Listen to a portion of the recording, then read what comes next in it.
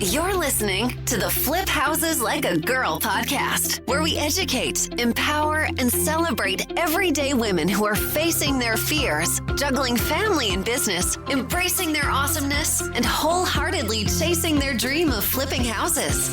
Each episode delivers honest-to-goodness tools, tips, and strategies you can implement today to get closer to your first or next successful house flip.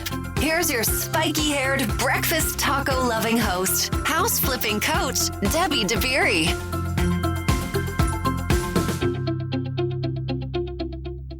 What's up, you guys? All right, thanks for hanging out with me a little bit today. I sure do appreciate it. All right, before we get into it, I want to do a listener shout out. Thank you so much for taking the time to leave ratings and reviews. They help me find more like-minded women like you, because when they come onto the different podcast platforms and they do searches, the podcasts with the most reviews, those are the ones that get fed, right? They're the ones that get noticed on the search results. All right. So thank you for taking the time to help me reach more like-minded women. All right. This shout out goes to She Thrives. By the way, I love that handle. That's awesome. Okay. So the title is Glad I Never Heard About the 70-30 Rule, which cracks me up, by the way. All right. I'll continue.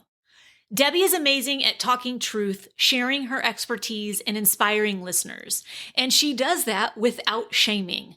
Good Lord, we have enough of that going on in our heads. She insists on accountability while simultaneously holding our feet to the fire. The advice is priceless, and I love her leave the world a little bit better collaborative mission. That resonates with me. Awesome. Thank you so much, She Thrives, for taking the time out to share that note with me. It makes me feel like what I'm doing matters. So thank you very much. I'm glad I'm not just talking to myself or my dog when I record these podcast episodes. All right. We are here to finish our little mini series we've been doing about the 6 key areas in your house flipping business that could potentially need a little tweaking, a little love, a little renovation themselves, right? So we have gone over the first 5 areas, which were the foundation, targeting, attracting, converting, rehabbing, and now we're on the 6th and final area, which is selling, right? This is when we get to put the product out there and see what people think. It's my least favorite part.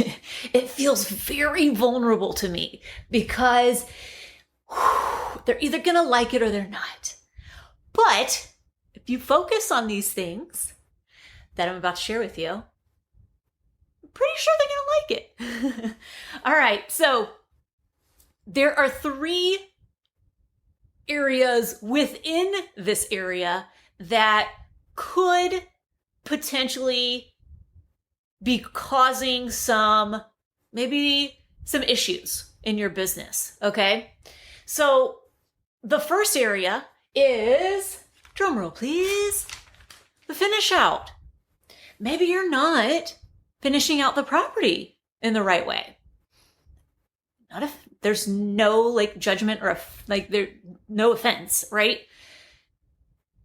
If you aren't already a member of our house flipping group, obviously here on Facebook called Women Flipping Houses, you should totally join it. It's a really awesome group. But here's a question that comes up daily. And I cannot stress enough the fact that we cannot answer it. Okay? So there will be questions around, should I use these appliances? Is this the right kind of appliance to go here? Do I need to include this? What about these light fixtures? What about this flooring? Can I save money here? Do I need to do this to the property? Our opinions are just that. They're opinions. Do not go based off of what somebody on the internet, not even in your market, tells you to do, because none of that matters. And that was a rude awakening for me. I had to realize that buyers don't want my designs, right? Like they want my designs, but they want my designs the way they want them. Meaning, all of your questions around, should I do this to the house? Is this the right material to use? All of those questions can be answered. The best way they can be answered is this one singular way.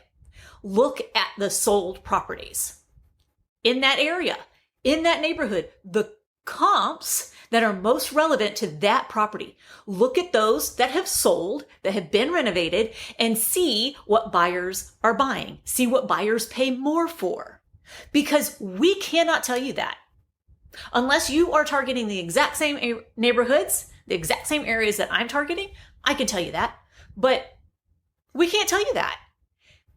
Be self-sufficient. Be resourceful and look at the comps. That's what they're there for. They tell you exactly what to flip, where to flip it, and how to flip it. It's beautiful. Okay. So if you aren't doing that, that is a really big way that you can improve your business. All right. Number 2, positioning. Okay. So what does that really mean? So positioning in this regard is, where are you price-wise relative to the other properties in your neighborhood, in your area, your competition that has a similar finish out, okay? Or even maybe they have a better finish out. Where are you positioned against those? Where are you positioned against properties that need to be renovated? So is your positioning, your pricing, are you pricing it right? Are you positioning the property in the best way you can? Okay. So there are lots of pricing tricks, and some of them really, like, they do psychologically play a role in whether or not somebody's like, ooh, that's expensive. Even if it's, $349,000 versus $350,000. Like, there's a mental thing there, right? So $399,000 versus $400,000. There is a different kind of mentality around it.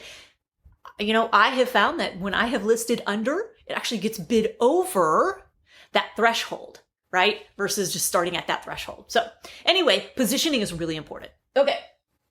Now, the third and final area is your marketing. And you know what? I want to touch on positioning again, because I know that, and even finish out, like the whole selling piece right now, because we are in a seller's market, this is the piece where people are like, it's fine.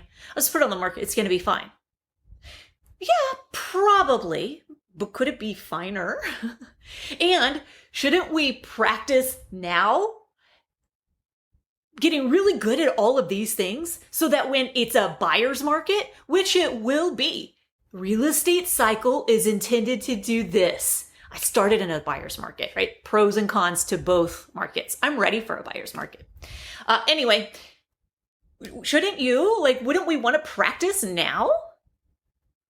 Being really mindful about how we are operating our business and how we are focusing on this really important part, the selling, so that when it is more of a buyer's market and there is a lot more competition, we're prepared for that, right? We've already been practicing. We already know how to do it. NBD. All right. So marketing. I have the latest iPhone, right? And I still am not going to take my own pictures of a property.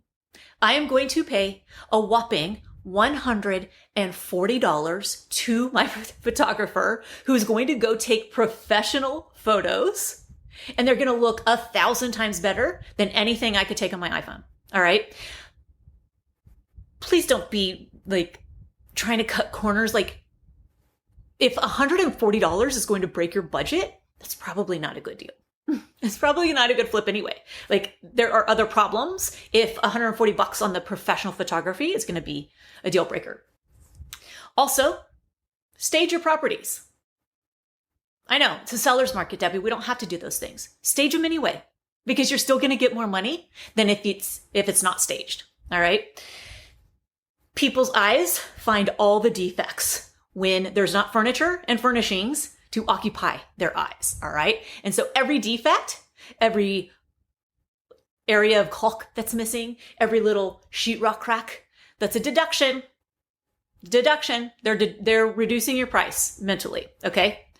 Stage the property, all right? So all of this goes into marketing. It's all about that first impression, right? So when a buyer comes across your property online, have you wowed them enough to get them inside?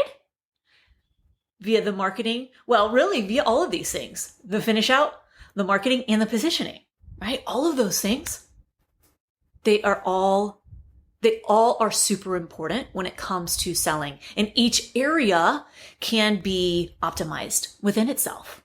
All right. So, all right.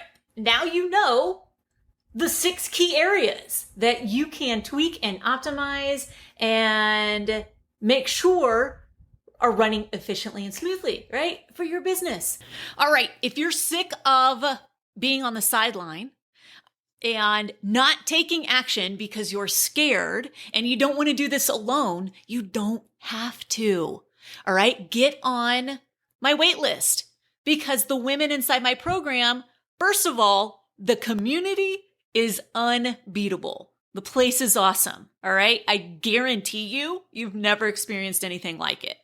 Secondly, we are closing on deals left and right. We have so many first flips happening right now. Yes, in the middle of a pandemic, right now. And they're smart flips and they're doing good in their communities. If you want to be part of something really incredible, we would love to have you. If you resonate with my message, if you resonate with my vibe, I know that you're going to love the other women inside the community. All right, go to firstflipdoneright.com, get on the wait list, and you'll have first dibs on the next opening. Because I give so much personal attention to people inside my community, I don't let a ton of people join at once. So it's on a rolling, ongoing basis. All right, so put your name on that list. You will be notified within a week or two of your chance to join. All right, firstflipdoneright.com. Until next time, go out there, flip houses like a girl, leave people and places better than you find them, and make it a great day. Bye, y'all.